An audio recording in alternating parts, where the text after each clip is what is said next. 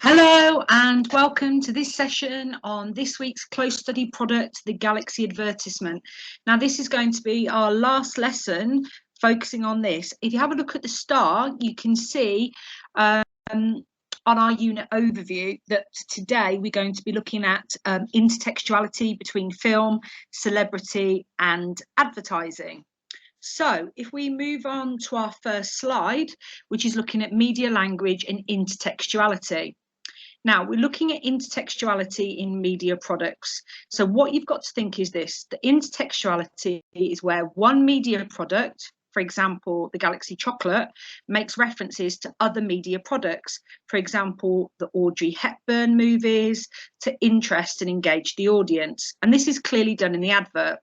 Now, I want you to think of other things where there's product placement and intertextuality in other texts. So, for example, there's product placement where they have a certain car, like an Aston Martin or an Audi TT in the James Bond movies. So they have a media product that they're selling, but the intertextuality here is between Audrey Hepburn. So if we have a look at the first scene, which shows us that Audrey is always looking glamorous. So for example, in the Galaxy ad, she's there looking absolutely stunning on this bus in Italy.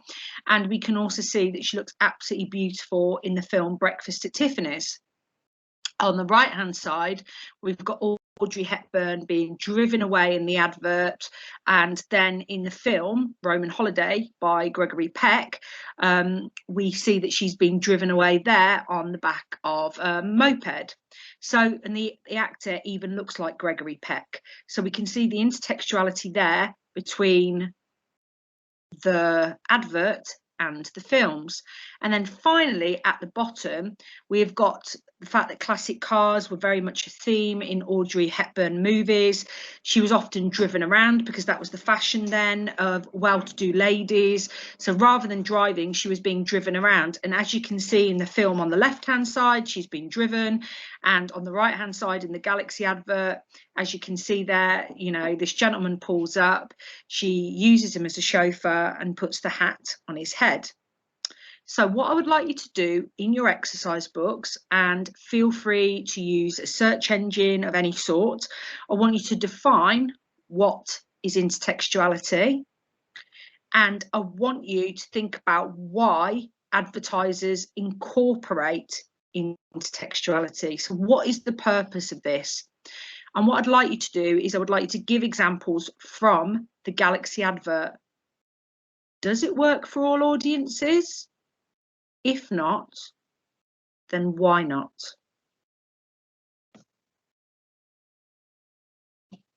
Okay, moving on, we're looking at media representation. So we're looking about stereotypes versus reality. So the TV advertisement for Galaxy uses a range of stereotypes, and stereotypes are used so that the semiotic codes can be quickly messaged to the target audience. So I want you to think about what stereotypes are used in this advert and why and how do they compare to reality. So let's have a look at the grid there. So for example, we've got the place is Italy. So what is the stereotype that is used? And then what is the reality of Italy?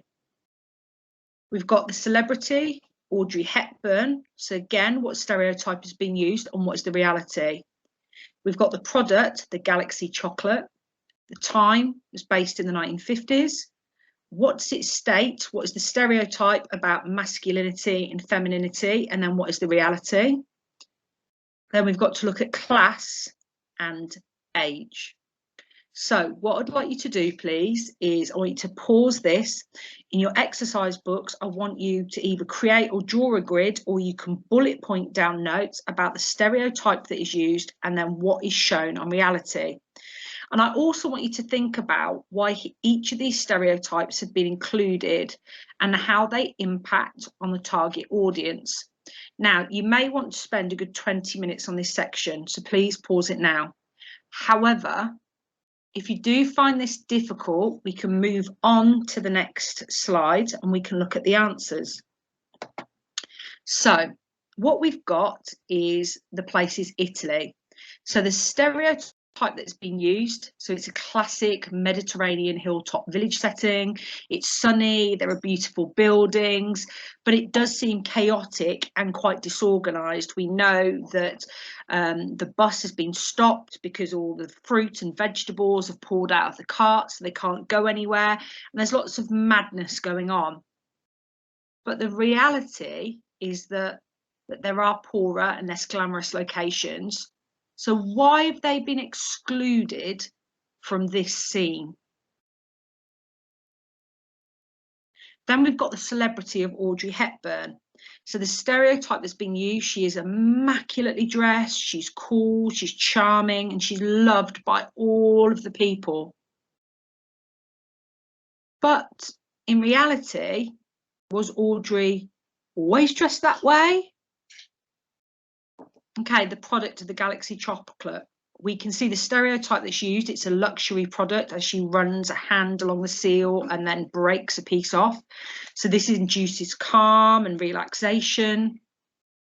But the reality is, does it always make us feel like this? Why have they felt the need to represent chocolate in this way?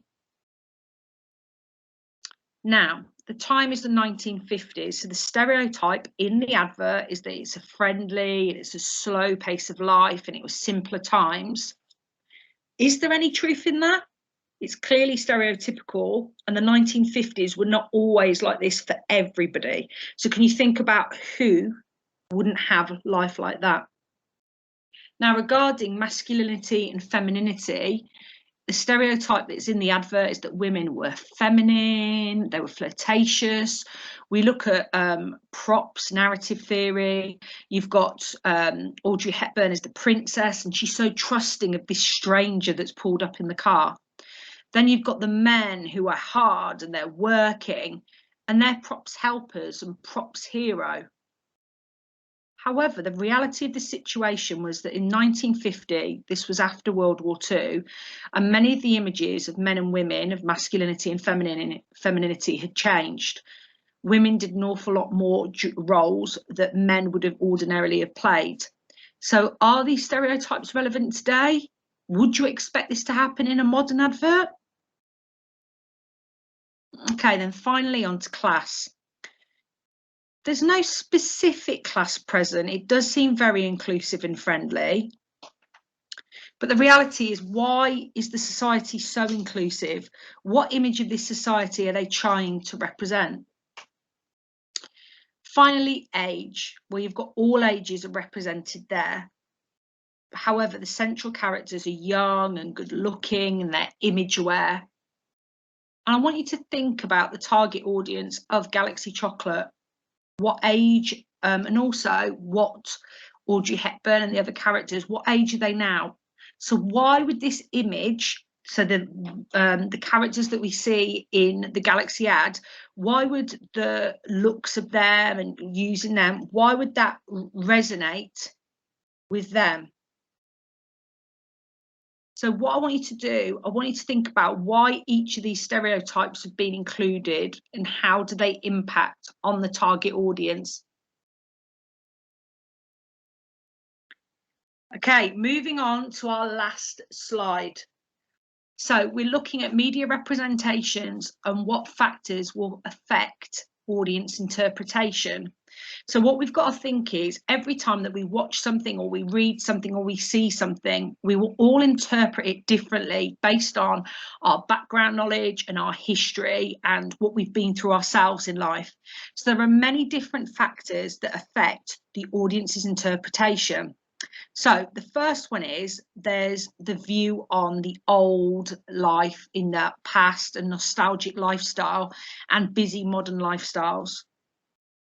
Then there's the age of the audience. So who are the buyers of this chocolate?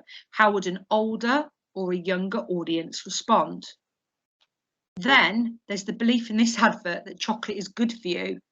But today that contradicts the modern healthy lifestyle message, because we're told not to eat too much chocolate, or only dark chocolate is good for you and you can only have it in a small quantity.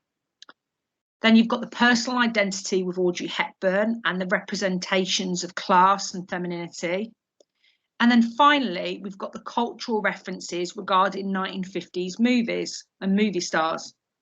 So what I would like you to do for each factor, I want you to explain why each of these could affect audience interpretation. I know there's huge amounts of information for you there. Please feel free to use a search engine to help you talk to other members of your family. Also, all of this work that you're doing in your exercise books, please feel free to take a picture of it, to email it in, bring it into school. We want to get it marked. Also, I can give you a GCSE grade reflecting the information that you've given. Thank you for listening so well. Wishing you a wonderful week.